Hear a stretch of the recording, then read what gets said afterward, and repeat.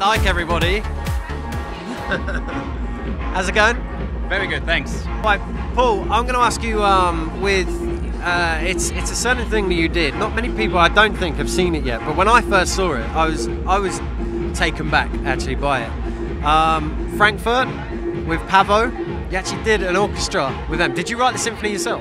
Well, obviously, like the first 45 minutes were written by Holst, which is like one of like the most futuristic and great classical composers in the world. And then like the last part of the concert actually was my music, completely like translated into electronic music together with my band and the orchestra. Yeah, well, the track For an Angel, right? Yeah, it was, I mean, you know, obviously it was a lot of work to sort of like rewrite everything, you know, rearrange everything so to make sure a 100-piece orchestra can actually play. I mean, did you have to write the notes and everything for everybody? Well, I wrote the outline notes and I structured the whole arrangement, and then obviously for things like this you have an orchestrator who's doing that. I tell you what, but before we carry on, we're gonna cut to some footage of that so you guys can see what we're actually talking about.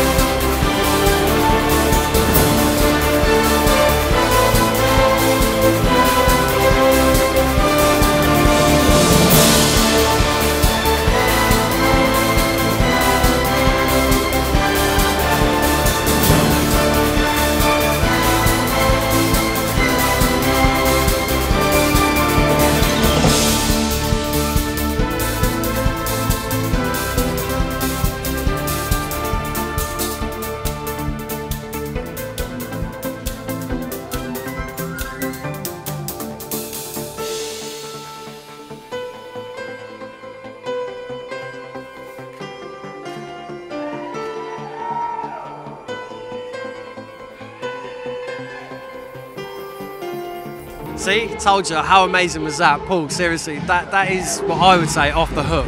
Amazing. Only you could do that. Seriously.